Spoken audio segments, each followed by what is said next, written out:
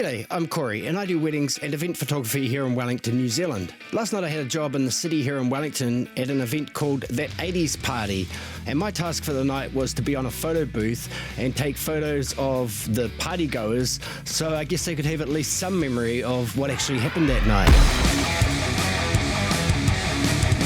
So pretty interesting and relatively basic concept, but seeing as I knew I was going to be stationed at a photo booth, some of the considerations I had before I started the job were what cameras to take, what lenses to use, what lighting would I need, and to make sure I had sufficient batteries and cards. Now, batteries and cards are the most important things when you're shooting events. You need to have an oversupply of them, not just what you need or what you might need, but take that and then double it and make sure you have that many batteries and cards on hand in case something goes wrong with your batteries or cards, or your batteries deplete faster than expected, or any other number of situations comes about. You always must have oversupply of batteries and cards. Okay, to the photography itself, as I usually do roving or roaming photography at, say, weddings or 21st or other events, this time it was going to be a little bit different because I was going to be in a static position, which to me meant I didn't need to have two working bodies and lens setups. Usually when I'm doing weddings or something, I might have one body with a wide lens on it, maybe a 35, and then I'll have another body with something like an 85 on it to allow me just to punch in a little bit further from where I'm standing. But shooting at a photo booth, you're always going to be at the booth, and so I knew I was going to be shooting medium wide. I was worried about the peripheral background and sort of high and low in terms of getting too much floor, too much ceiling, too many walls, and this is before I'd even seen the venue. So I decided primarily I was going to shoot on a 35. Now, the main consideration that comes into play using a 35 is what's behind you. It all depends if you've got room to step back, and then when you're dealing in places where there's lots of crowds, often there can be trouble in the intervening distance while you're trying to take photos, and you'll see that a little bit in this video. So when I'm actually doing the photography, people are there to party, they're not necessarily there to have their photos taken, although it always gets people really jazzed up when there's someone there taking photos. I don't know why that necessarily is, but it's something fun they can involve themselves in, and like pulling poses and funny antics in front of the camera. So from my point of view, I always try and make myself look obvious, and last night I was wearing a bright pink wig and I have my camera. I'm always holding my camera out in front of me so people can see that I'm there, I'm the photographer, and would they like a photo. Of course, last night there was loud music playing. A lot of it you can't hear now because it's copyrighted. I have to change it out, but there was loud music playing, so the environment's really loud. So your gestures really come into play when you're photographing these sort of events, and I tend to use a lot of hand gestures, as you can see in these clips here, corralling people, giving them the opportunity, encouraging them, needling them, pushing them into the photo booth. And you've got to remember that in these situations, people are there to party, they're there to have fun. You have a fleeting second to take the photo, so I corral as much as possible. I hold, I wait, I shoot, because as soon as they see the flash go off, their interest and engagement in that photo quickly diminishes and they'll start to depart. So you really have to make sure you keep yourself.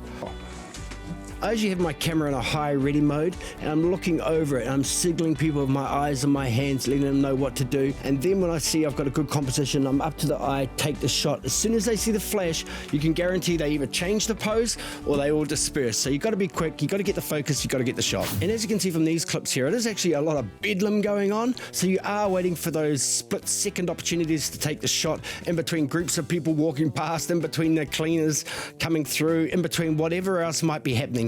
Your job is just simply to create the best situation for the photograph to be taken, and whether that involves you moving the subjects, moving the environment or other people in the environment, or moving yourself, you have to consider and potentially use all three of those tactics to be able to get the shot. I mean, the bottom line here in a situation like this, if people turn up in the photo booth to get a photo with you and are going to have those photos distributed afterwards, those people are looking for that photograph. So even though the photography itself is not so tricky, you do have to make sure you nail it and you get the photo they're going to be looking for. In terms of my settings, and I should cover these off in every video and I often forget to, but for my settings, because this was in a static area where I was going to be shooting all night, I knew I had the ability to lock my settings in. So I shot in manual mode and I had it at the fastest possible aperture, which was f1.8. Now, one quick consideration on f1.8, it's not actually great if you've got groups of people standing on different focus planes.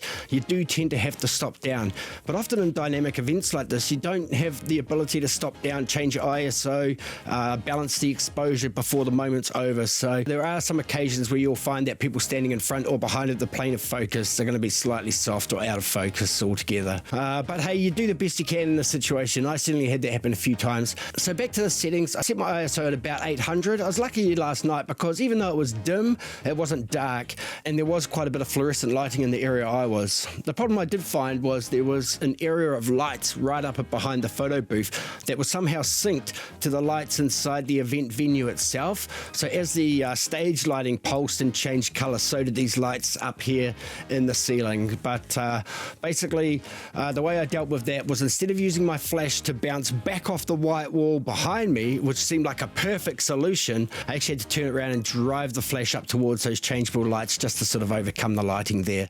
But the beautiful thing is there's so much color and vibrance, and everyone's there in fluoro colors, that sort of thing, so the white balance sort of takes a bit of a back seat in that point of view. And then taking it to the processing, I found it was pretty easy because all my exposures were relatively stable, so all I did in Lightroom was match total exposure, adjusted the shadows, brought those up, some of the contrast, adjusted the black point and vibrance and clarity, and then I went through and individually edited photos by way of crop, and also did some cloning out when there was some like beer cans dropped on the floor. So overall, the processing was not a huge arduous task, and I exported everything at 2048 pixels on the long side because all of these photos are going to be distributed by way of Facebook. So that made the editing and delivery process for this job pretty painless overall. And hey, I also have this video here about when I shot a low light event. It was the 21st in a bar in Wellington, and it was so dark. Could be of interest to you. And otherwise, thanks a lot for watching, and we'll catch you on the next one. Bye. Thank you so much. That's so lovely of you. Thank you.